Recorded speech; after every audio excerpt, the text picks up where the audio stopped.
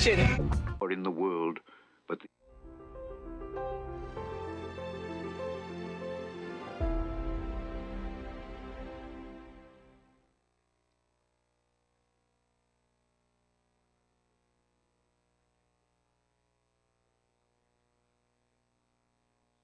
Hello and welcome to the International Wealth Builders Association radio show. I'm Patrick Hunter, and I have a great guest today. We have Steve Matley, and we're going to be talking to you about the association and how it can help everyone learn and educate yourself in real estate and getting people networking together and helping each other get wealthier through our association of each other and referrals. So with that, I'd like to welcome Steve. Steve, you want to tell us a little bit about yourself? Hey, Patrick, I really appreciate you having me on the show. I actually have another show here on KCAA on Thursdays at 3 o'clock called Building Solid Foundations. It's about 80% real estate and finance, but I like to talk about lots of other things too. We've talked about health and fitness and personal finance, literacy, and lots of different things. I am a developer, builder, background in construction management for 3 decades. I also run construction management degree programs for a private college in San Diego. I run a master's degree and a bachelor's degree there, and live in San Diego and love it. I work in projects in Florida, Texas, Arizona, and in California. Excellent. So this International Wealth Builders Association is a fairly new launch. And what we do is we have meetings once a month, and we try and provide some of the best education and networking and panels and get everybody's questions answered. So you've been to a few. You're actually the one that gives us our updates and forecasts. What would you say that this is the perfect audience for, as far as somebody who should learn more about it and attend one of our workshops and one of our meetings once a month? Well, this is born out of the tradition of real estate investor networks and real estate investor associations that exist in a lot of places. I'm a member of multiples of those as well. But one thing, when I talked to Marie and she was starting this with her Curtis Doss, who's her partner with this, as they were launching this, it was really trying to take the best of what we'd seen in other associations and also mix that with the things that you wish they would do a little differently and put it together in one package. And the target, for those not familiar with real estate investor associations, this is a place for people that are interested in getting involved in investing in real estate, or seasoned investors to come to, or people who serve investors in real estate. So for those that are just coming in, the kicking the tires kind of people, it's a great safe place to come in and ask questions and not be judged because you ask the question, what does that term mean? And people will just explain it to you because everybody was there at one time. This is not a club of the enormous land development REIT kind of trust kind of people, and it's not that type of stuff. This is just normal people like you and me who invest in real estate with their personal funds, maybe through their retirement accounts, their HSAs, whatever. They maybe do some small building projects, rehabs, apartment buildings, and they're just regular people. And then as you're coming in as a new person, you can talk to people who started where you were maybe just a few years ago and have successfully implemented a strategy. Now, that doesn't mean they didn't have any failures along the way, because one thing about this business you learn is the bumps on the head is where you learn the most. And if you can withstand those, yeah. Those are good. Myself, a very, very experienced real estate broker. I'm also a coach and a speaker, and I'm very attracted to what's going on with this organization. And I think it is different. I think it's exciting. And I think everybody should run over to the website, internationalwealthbuildersassociation.com, and get more information and find out how to come to one of the meetings. Would you agree? Absolutely. And right now they've started in Southwest Riverside County, but and if you've attended and it seems like the format shifts a little bit, it's because it's a little bit of beta testing going on and figuring what do the people need. But once that gets firmly established, I know that the plans are to establish these chapters in other places. There are already people they've looked at partnering with in Orange County, San Diego, I think Chicago area, Arizona. So there's the opportunity for this to expand. And as that happens, you're part of a network now of clubs in different places in different areas. And it's not just the investors, it's the services, the people that show up that provide home inspection services, escrow services, title search services, attorney services, those type of things, accounting. That's unique and different to the real estate investor, that they'll need to access those type of experts. Excellent. Absolutely. Yeah. In fact, I know for a fact that we had one the other day, and we also we video it on Zoom and can share with our membership that way. And you can find out how to become a member as well. The first time you show up at the meeting, it's free. And not to mention the caliber of the people that come are amazing, a wealth of knowledge. And you have people in there from city government that teach you how to work with them. We have people that talk about as far as ownership, how to get started, where to get money to help invest, learning credit repair, all these kinds of things. So I like to use the word plethora. It's basically a plethora of knowledge and connections. That's really what it's all about. And it's kind of a Google in real life. Yeah, absolutely. Instead of being the computer, you walk in and the experts are sitting there in front of you. Yes.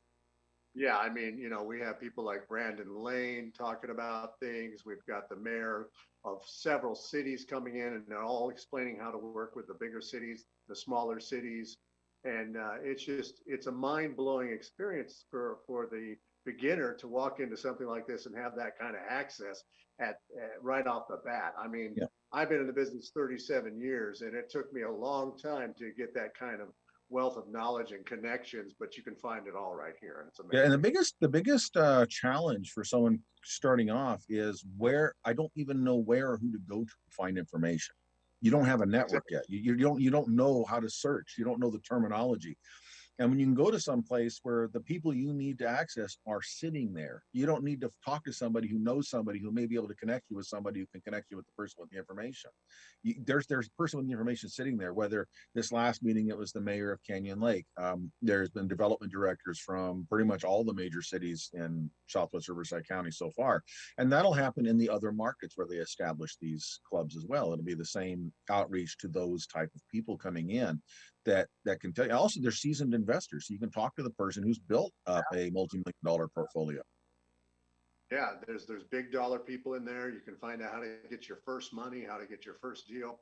And like I say all the time, the only dumb question is the one that was never asked. So right. It's really important for people to understand that it's a very friendly environment. You shouldn't feel intimidated at all. You should come down, see what it's all about, and be part of this amazing thing called the International Wealth Builders Association.com. Yeah, your single biggest risk in getting into the real estate game is lack of knowledge. That's your single biggest risk factor. Is I just don't know what to do. And the fact is, you could be in this business for decades, and you will be considered an expert and know everything, and you know about a thimbleful of knowledge compared to the infinite ocean of information that's out there in this business. So being able to access people with their little thimbleful of knowledge in their specific niche gives you information so you can confidently start making decisions, and also make strategic alliances. That's one of these things. You don't have to know everything. You can partner with people, joint venture with people, as long as you have something to bring to the party and you can help them with what they're doing. Most people are very willing to collaborate and work.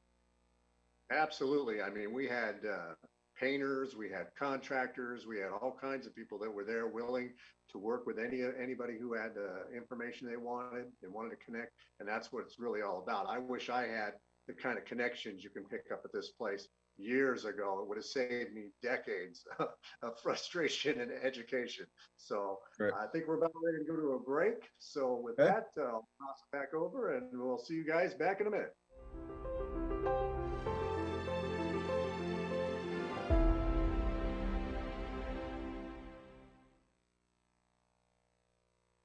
FireUp Connect is the most innovative business networking group, supporting and collaborating with a dozen of small businesses that are interested in building and establishing strong business connections, hosting educational live seminars while carrying out business and community-driven projects, as well as marketing programs as a part of its membership program. FireUp Connect also offers virtual assistance with a wide range of services, including inbound customer support, chat support, appointment setting and email management, graphic designing, video editing, web design and development, social media marketing, e-commerce solution, content writing, and much more. For more information, head on over to www.fireupconnect.com. Fire Up Connect, helping success stories unfold every day.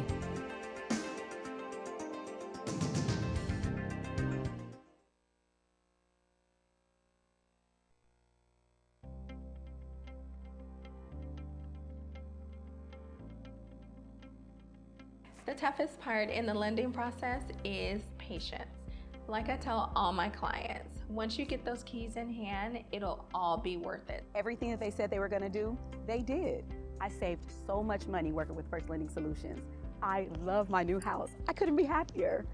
So reach out to me at First Lending Solutions so I can help you get started. You can contact Defina Miller with First Lending Solutions at 951-973-0123, definamillermortgage.com.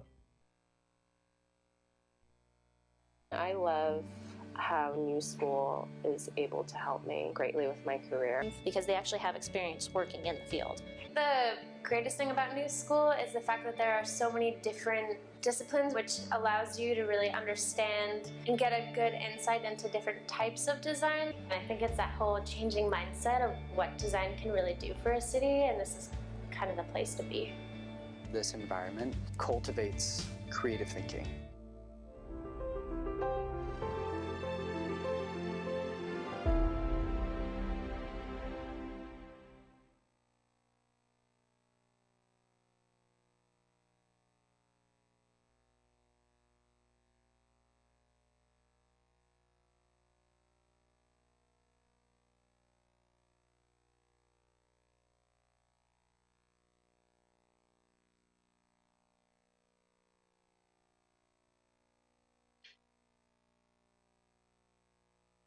Oh. Hello. All right, and we're back. I'm Patrick Hunter. I'm a real estate broker, educator, and I'm here with Steve Matley. And we're going to talk about some of the topics that you really need to know as a person who is interested in real estate investing.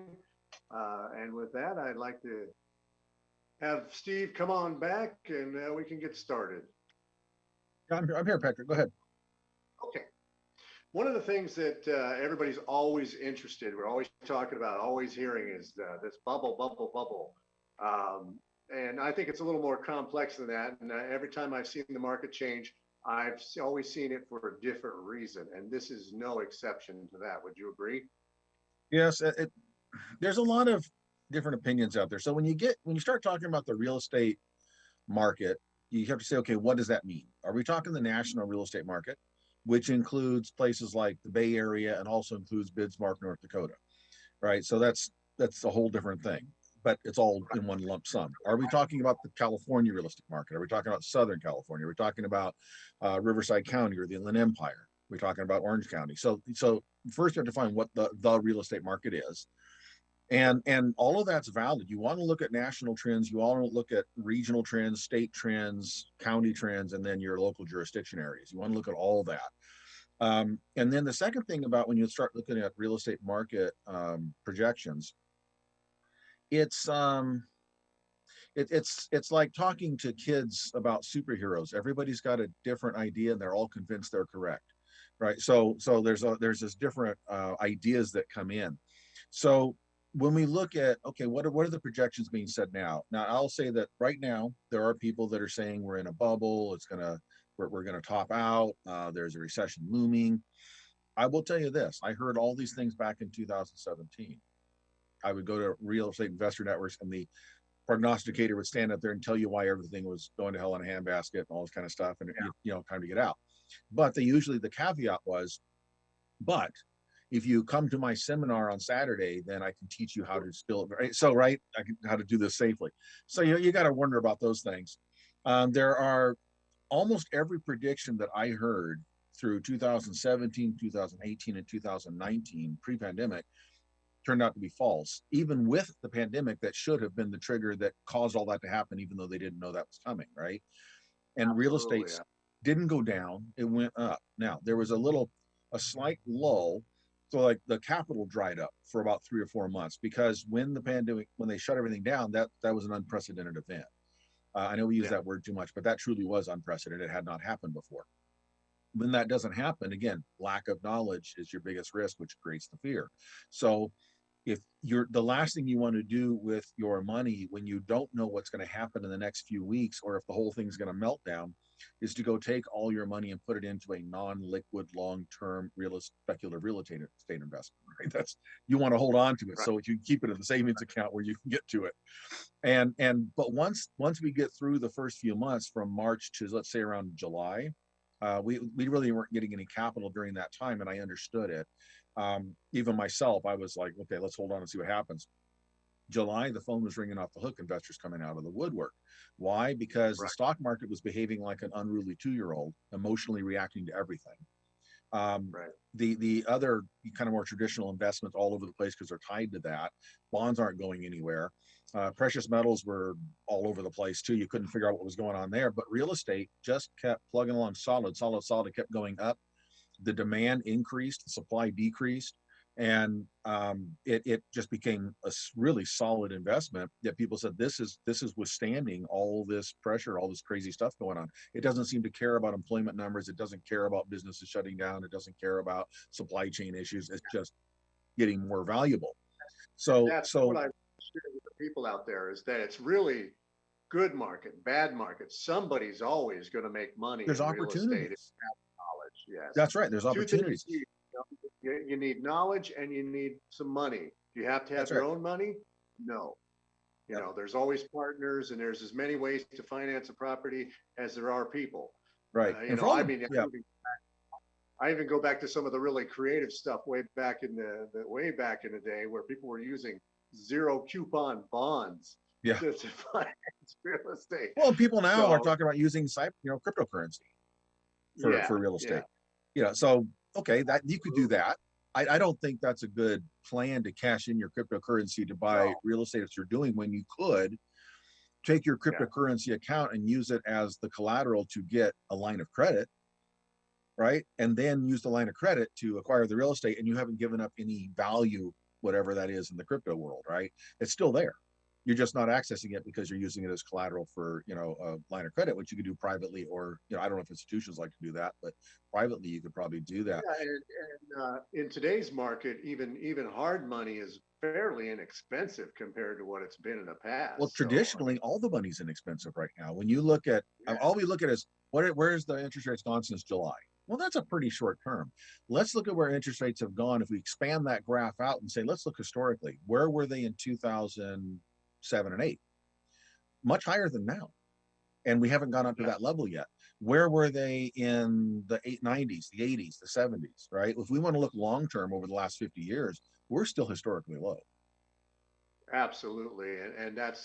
And all you really got to do is have the knowledge, and you got to get some data. And data is something that is so accessible, just that I've never seen before. You want to find out information on a property. I personally can get a hold of it in like seconds and find out who the owner is, what the deal is, all that kind of stuff. So that's the other thing that's available today that was never available. So it actually makes it a lot easier for somebody to get into investing, way more than it used to be. Would you agree? Yeah, absolutely. And one thing I'll throw out there with the inflation going on, the interest rates right now are about half the rate of actual inflation, which means if you borrow the money, then you're paying that interest that's half the rate of what you're losing if you're using your cash, right? If the cash is sitting in a savings account, right? So essentially, it's still a bargain to borrow money. It is, and using other people's money, if you can do that, is always better. And you can do it through debt or equity. Either way, we do both. Yeah. One of my favorite things to use as far as financing is seller financing.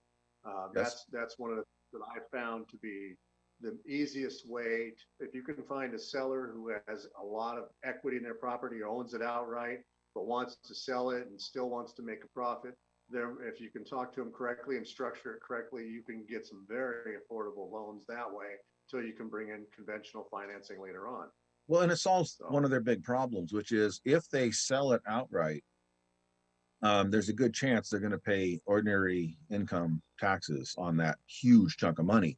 And at the prices of real estate now, all of a sudden they're filing the taxes of a millionaire for a year, and the state's going to, and the feds are going to come take it all, right?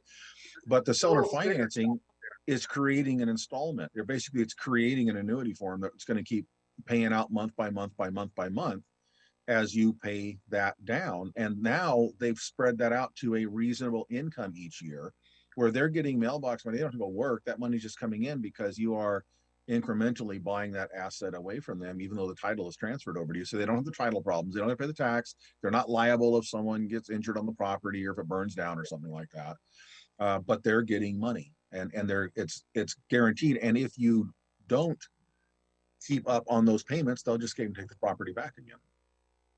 Well, that's also something I'd like to share with the investors, is that they need to be aware now that their property is so valuable of the tax impact it's going to have on them. And everybody's always worried about selling right now because interest rates are going way, way up. But what they really need to know is that there's some creative ways to actually sell a property to help you, so you don't incur those kinds of taxes and things like that as well. That's where partnerships come in great. That's where exchanges come in great. You could sell your one house in California and pick up 3 houses in Texas for rent. I mean, there's just there's so much. And exchanges, exchanges you can do as a 1031, which means that you become an exchange junkie if you do that, because you can't stop exchanging, otherwise you pay the taxes, right? You swap to your drop program. But you can also do private exchanges. You can swap property for property if you want to, with private parties. That's perfectly legal to do. Absolutely. And so that's to my point, is that there's, for sellers in this market, don't worry if the interest rates go up. Don't worry about these things. If you have the knowledge is power, but only if you use it, and that's one of the things about the International Wealth Builders Association that I find to be extraordinary, that I haven't come across before with other groups, is that the wealth, knowledge, and experience is unmatched. And I think it's amazing that people can do that, And if you're a seller with, go ahead. No, you go ahead. Okay, so if you're a seller with very high equity in your property or free and clear, the interest rates going up actually work to your favor, because if you can find the right buyer and you do the owner carryback, the seller financing, you can command a higher interest rate. Usually that's going to be higher than the going mortgage rates. Why? Well, you don't have to qualify for a bank. You don't have to go get letters of reference and all this kind of crazy stuff. You don't have to do, the property is qualifying instead of the individual, which means you open up to buyers that may be a little challenged because 5 years ago they had a bankruptcy, but they've had a full recovery since, and now that done well or whatever, and the banks will look askew at that, but they're good for that, and because you have the lien on the property, if for some reason they default, you foreclose and take it back again. So guess what? Now you got paid whatever they paid you, plus you still got the property. That's your worst case scenario on that deal. Absolutely. Not only that, it can definitely help you as far as the tax implication as well, because you're not getting all that money from the sale at once. You're getting it over time. So now that gives you a long-term gain tax situation, which really can save your butt. Right. And if interest rates are at 6%, you can charge 8.5%, 9% on your private loan as a carryback. And that's perfectly reasonable because you made it easier for them to get in. And there's such a demand and such a shortage. Builders stopped building for over 10 years. I mean, there's going to take forever to catch up on housing in that realm of it too. I don't know what's going on with the commercial as much. That's more your area. Well, commercial has actually gone up recently. The commercial has gone up recently, but it depends on the niche of commercial. The commercial industrial is booming because that's the part of the real estate business that builds the distribution centers and fulfillment centers. And those are in big demand. But as far as why the builders stopped building, it's not because they wanted to. They can't find approved lots. So like what you see behind me here, if you're watching the video, you see there's a track map. This is actually a map we're doing in Arizona currently. We do these in 4 different states right now, and we are trying to provide entitled, approved lots for builders to build on, so that they can build those entry-level homes, which are in super high demand. The decade of 2010 to 2020 had the lowest rate of new home construction of any decade in the last 60 years. The population Yes. wasn't shrinking. No, in fact, just to add to that stat right there, our kids, the millennials, are home buyers now, and their numbers rival the baby boomers. So Yes, yes. if you take those numbers alone, it's staggering the amount of buyers that are coming into the market and the play. And then you have a lot of people that are retired that own their home free and clear that just don't want to move, you know. And so that's causing another demand. The builders didn't build. I mean, we have the perfect storm, you Right. know. It really is. Well, but and that goes back to who you're listening to for your economic information. One reason was, if you remember 10 years ago, all the news outlets and all the gurus are saying the millennials will never buy a house. They're going to rent forever. They don't want to buy a house. They want to live in the basement. Well, they weren't married yet. So when they get married and have kids, they don't want to live in the basement. They are the home buying demographic right They now. are, because now they have families. That's right. Yeah, it's a very short-sighted, you know, sometimes coming out of these projections. Excellent. Well, we're going to take a break right now, but we'll be back with more information for you. And again, that's internationalwealthbuilders.com.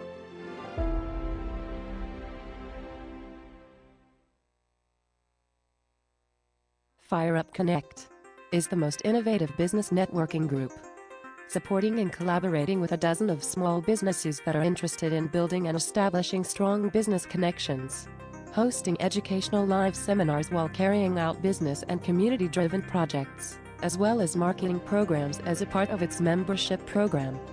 FireUp Connect also offers virtual assistance with a wide range of services including inbound customer support, chat support, appointment setting and email management, graphic designing, video editing, web design and development, social media marketing, e-commerce solution, content writing and much more. For more information, head on over to www.fireupconnect.com. FireUp Connect, helping success stories unfold every day.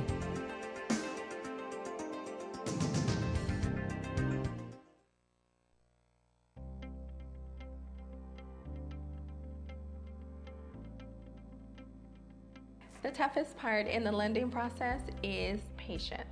Like I tell all my clients, once you get those keys in hand, it'll all be worth it. Everything that they said they were going to do, they did. I saved so much money working with First Lending Solutions. I love my new house. I couldn't be happier. So reach out to me at First Lending Solutions so I can help you get started. You can contact Defina Miller with First Lending Solutions at 951-973-0123, definamillermortgage.com.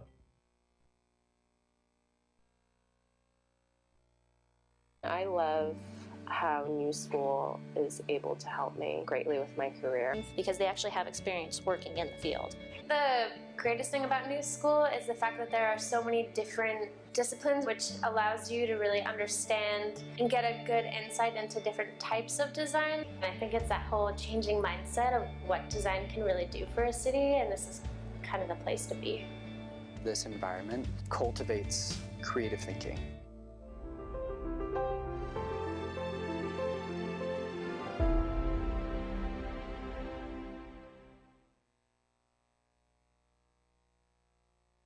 Hello, and welcome back to the International Wealth Builders Association radio show.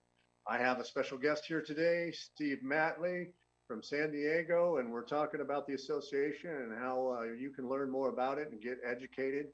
Again, that's the International Wealth Builders Association.com. Find out about our meeting. We have it right now at the SRCAR building in Temecula. We will be expanding to other areas. So if you're interested in having one of these, on the fourth Wednesday is when we meet for that one. But if you're interested in building one of these associations with us in your area, please go on the website and get a hold of us and learn about what we're all about. We're all about educating and helping everyone build wealth through knowledge and education of real estate and networking with each other and referring businesses, money, everything to each other. And it's all about knowledge. Knowledge is power, and we have lots of it to help you guys out with. So with that, I'd like to bring my guest back in. Steve, are you there? I am here. All right. So when we left off, we were talking about the baby boomer generation and the new baby boomer generation, which we call the millennials, and how they are the demographic for buying houses. They have jobs where they don't have to work at a building. They don't have to. They can work from home. We got two people making good income, and it's really changing things the way that things are being done as far as real estate. And one important thing, Patrick, is they have cash for the down payments because they did, in fact, stay in the basements of their parents' houses for a long time after they got out of college. True. And then as they got under the workforce and were just getting going, the pandemic hit. They were locked down where they couldn't go spend their money on the vacations and the sea-doos and all the stuff they wanted to, the things you want to do, because they couldn't go anywhere. You couldn't go out to eat. You couldn't go clubbing. You couldn't do anything. You were locked down. So now you've got more money. You got nothing to really spend the money on. You can only order so much out of Amazon during that time, right? Before you run out of space. So you end up in a situation, as we were talking about the bubble in the last segment. This right now is a unique situation. This is nothing like where people are saying, well, we topped out in 2006 or whatever, and that was a different thing. There was a lot of people with high debt back then. While debt has increased a little bit, consumer debt's increased, it's still almost at an all-time low. And so people have a lot of cash still. And that's huge. The equity that was built in the houses. The equity in the houses, the lack of credit cards, car payments being paid down. Yeah. Right. And yes, that'll shift as we're moving back out and people will buy new cars and people will go out and catch up on vacations and charge up some things on the credit cards. But that takes a while to get all that caught up. And we still have a huge disparity between the demand for housing and the supply of that housing, which always keeps the prices high. And that means the market's going to be pretty solid. So what that means is that no matter what happens, what policies happen, or where the economy goes with inflation and recession coming, it's going to take a few years to close that gap. Real estate is not instant reaction like the stock market, where I can call my broker right now in a panic and say, "Oh my God, sell everything."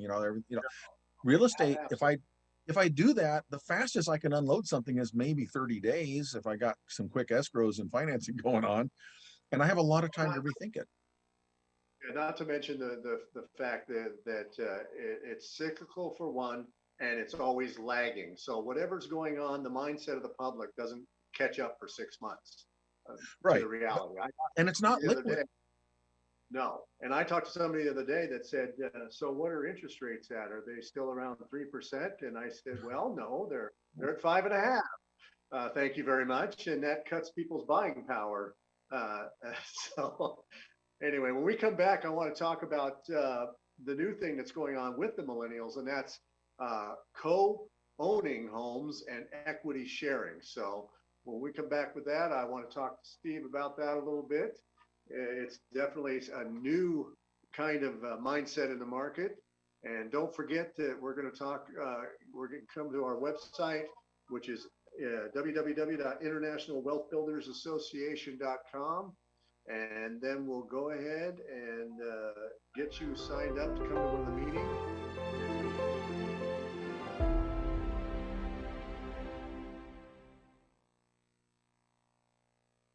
Fire Up Connect is the most innovative business networking group, supporting and collaborating with a dozen of small businesses that are interested in building and establishing strong business connections. Hosting educational live seminars while carrying out business and community-driven projects, as well as marketing programs as a part of its membership program. Fire Up Connect also offers virtual assistance with a wide range of services including inbound customer support, chat support, appointment setting and email management, graphic designing, video editing, web design and development, social media marketing, e-commerce solution, content writing and much more. For more information, head on over to www.fireupconnect.com. Fire Up Connect, helping success stories unfold every day.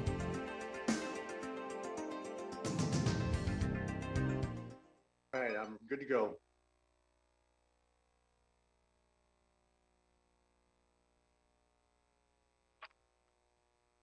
Welcome back, everybody, to the International Wealth Builders Association radio show. I'm Patrick Hunter, a real estate broker, owner of Realty Mavericks, also owner of Megalithic Coaching for real estate and other endeavors, as well as your radio host today. And I would like to go ahead and invite everybody back. We were talking about the millennials. We were talking about the new mindset of the millennials, where they're actually sharing houses and buying houses together. So the fact is that it's an amazing thing that's happening out there. So don't be afraid to invest. There will be people who will come back to you and want to share a house with you. I know a lot of investors have money and they don't mind owning part of a house. So that's a new way of doing things. It's amazing. So as soon as we can get Steve back, we'll jump on it and we'll talk about that. I'm back on it. And the with the millennials, they found creative ways to get houses because they're so expensive and hard to get, like the house hacking idea. You buy the house and then you rent out every bedroom to someone else.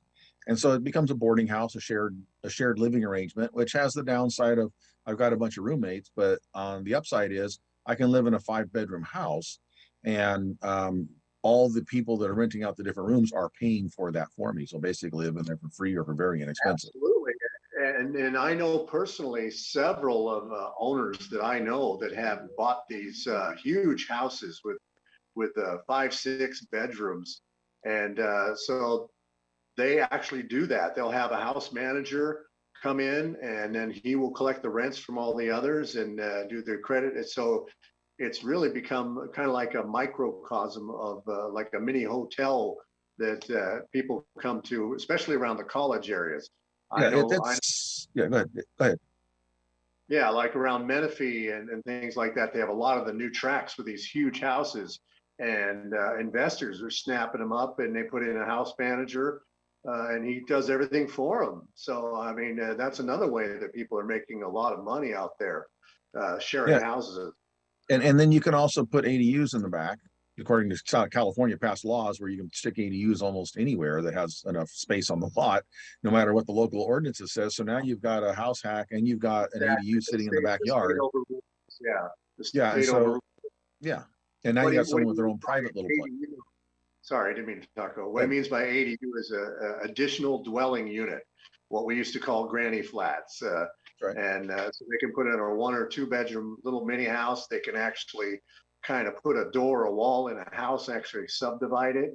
So there's some very, very interesting ways of expanding your profits and your rentals too. So the government is all behind boosting people's square footage on their lots. So yeah, that's something. And it's the state's moved. So when you have politicians solving problems, they think kind of their way, and it fits within their assumptions. And so they know they need to provide more housing. But their own regulations that they have passed inhibit the approval of new buildable lots in places, because they don't want us to develop on land that's not as previously undeveloped. They want to keep as much of that open as possible. So what you do is you go into where there's already homes and say, how do we get more density? So we basically say, well, this may have been designed as single homes on single lots, but now everybody that has enough space to still have 25% of the lot not covered, if they do this, they can go throw another home in the backyard. And that will, if we did that, let's say there was 30% of the homes you could do that, then that's a lot of new dwelling units. Obviously, it's not for everybody. The 5 or 6 person family is not going to live in an ADU, but there's an awful lot of people that can. And let's say even if you're a older couple and you have the 2-story house you raised your kids in, but now the hips and the knees and everything are going out, and the 2 floors isn't that practical. You don't really have living on the bottom floor. You can build the granny flat in the back that has a bedroom and a kitchen and a living area, right, and bathroom. And you can move out there and then rent the house to either a single or do house hacking, put people in different bedrooms. And now that is paying for everything that you've got. And you've got income over and above your Social Security now for that. And you live in a small place that's ground level, and you can build it to your specifications if you as a senior, and you don't have the big 2-story house to clean that nobody lives in. It's just 2 people living in there. So it's a good solution. Yeah, it is. And we had some contractors in our last meeting that were very interested in helping people with that. And again, that meeting is in Temecula. It's on the last Wednesday of the month, and it's at the Southwest Riverside County Association of Realtors. And you want to find out more information, please go to www.internationalwealthbuildersassociation.com. And you can find out more about that and come meet some of those contractors who may want to give you a bid on something like that. A couple of them, it's really important to have those referrals.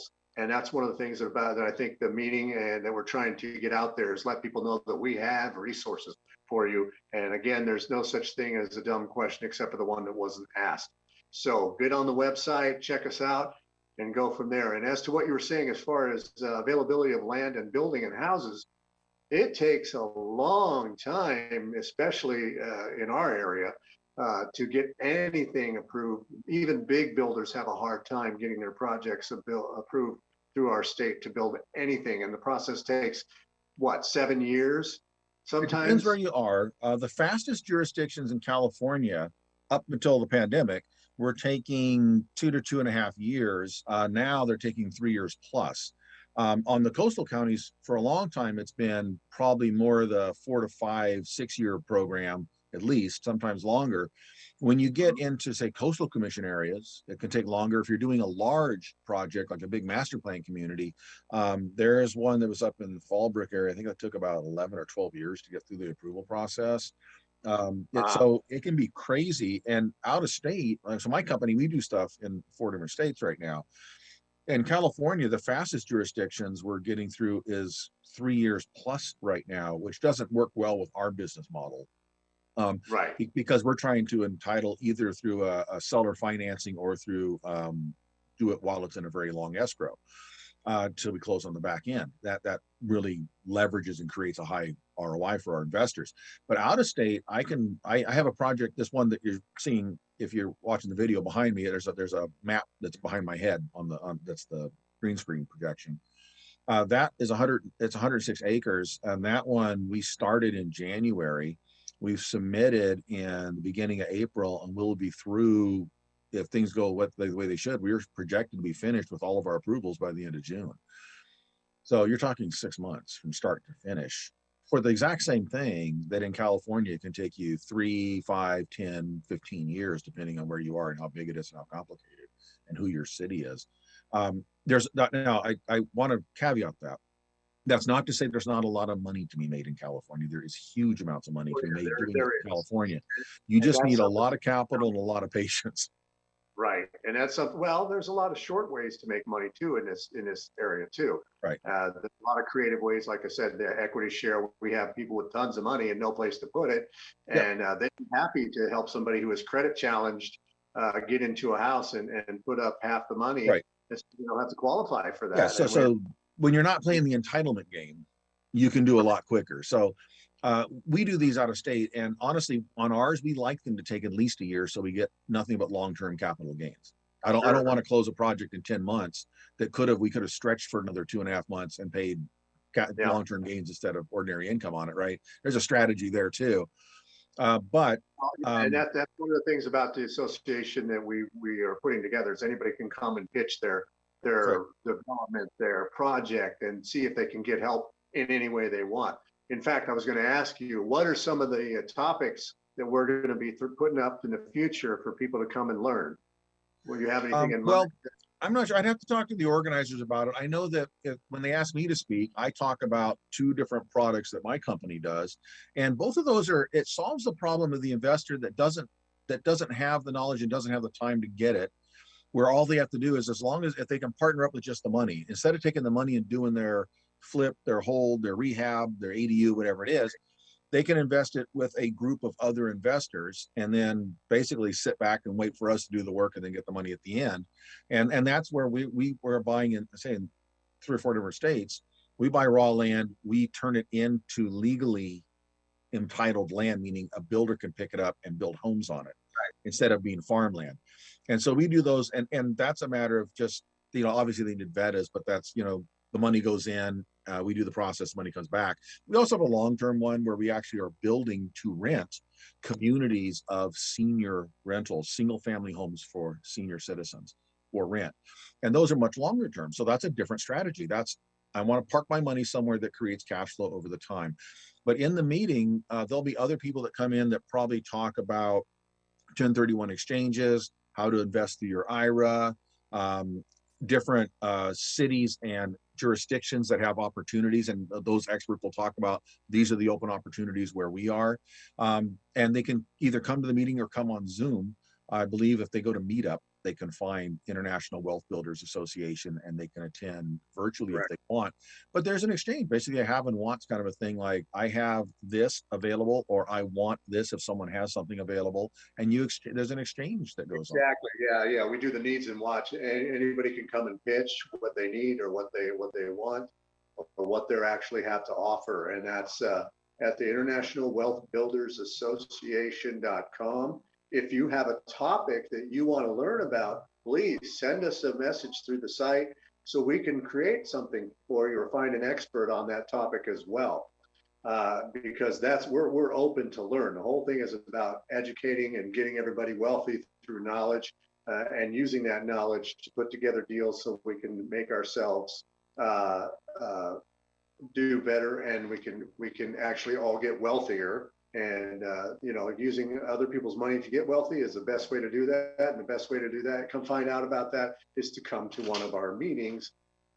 Like I said, right now we're doing the first association group is in Temecula, and it meets on the last Wednesday of the month or the fourth Wednesday of the month. And so come on down, find out about it, sign up for the next meeting at www.internationalwealthbuildersassociation.com.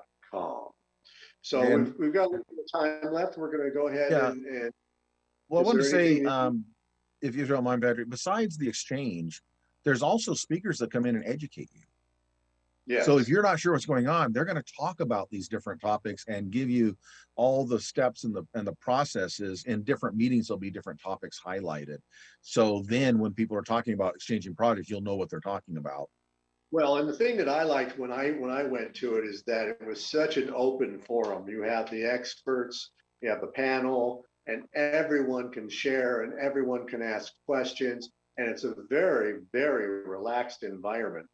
And if you have challenges and things like that, the experts are there to help you from making big, costly seminars, as I call them.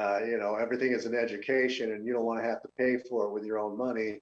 And you don't want to have to make the mistake and pay for it with your time and cost yourself 6, 7, 8, 9 months. My expertise is in short sales, foreclosure. I call them pre-foreclosures because I like to keep people from getting foreclosed on by educating them and helping them do that. I also am an expert in creative financing. What does that mean? Well, if there's properties that have lots of debt on it, if there's lots of properties that have notes and things, we find out if it's over financed and the seller can't do anything with it. There are ways to create that and longer escrows. We can get people, debt holders, to take less money. There's so many things you can learn about: small projects, big projects, commercials. Anybody can get involved. And again, we do want you to get involved. We do want you to come grow with us. It's going to be really exciting, especially as the market does change over the next year and a half. We're all going to learn how to navigate those waters and still be profitable. And that's what I like about this group, is that it's so full of experts in all different areas and basic people. You've got your contractors, you've got your painters. We had a muralist there. We had somebody who's an expert in social media that's going to help you market your property. We have attorneys that are going to go over your construction and remodels, contracts with your contractors. I mean, you name it, there's somebody there that's got the knowledge that you need. All you got to do is come and ask. Yeah, and a lot of new investors, they know they need to find maybe somebody that knows basic architectural design so they can get plans through permitting. They know they need a contractor. They need a home inspector. They forget that what they really need before they start is probably a good real estate attorney, a good tax attorney, a good CPA. People to review the potential contracts and look at the tax ramifications before they make the decision.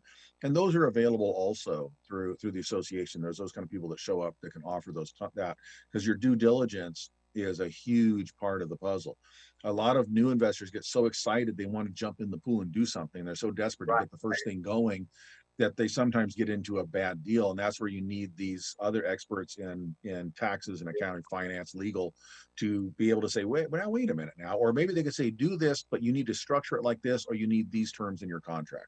Then you can. And for goodness sakes, when you write up a deal, before you present the offer, have somebody look it over. I can't tell you, in my business, every single day, there's so many new people in the industry as far as real estate agents and stuff like that. And I'm doing both sides. I'm looking at the contracts and say, well, I'm sorry, you're going to have to represent your offer because it's completely incorrect.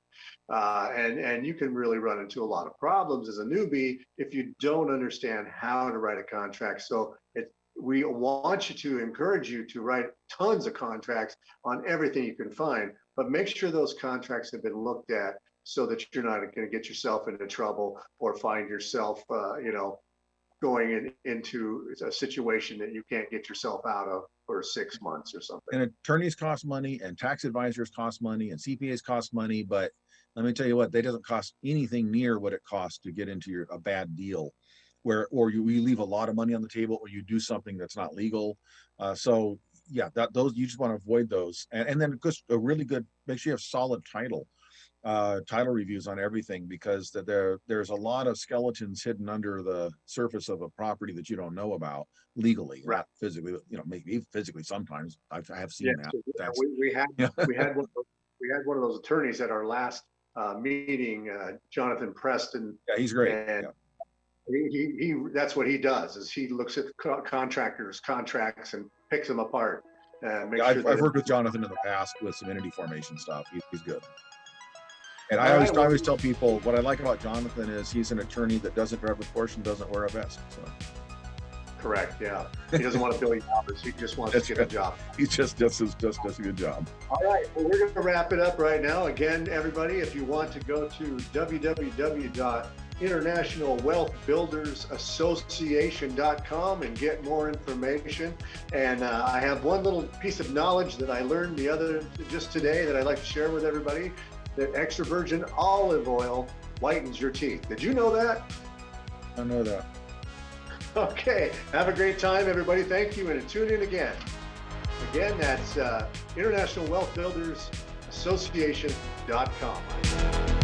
KCAA Loma Linda, 1050 AM, 106.5 FM, and now 102.3 FM. You've heard AM, you've heard FM. Now, tune into DM Radio, the world's longest running show about data. Each week, host Eric Kavanaugh interviews the brightest minds in the world of information management. Want to be on a show? Send an email to info@dmradio.biz. Now, here's your host, Eric Kavanaugh.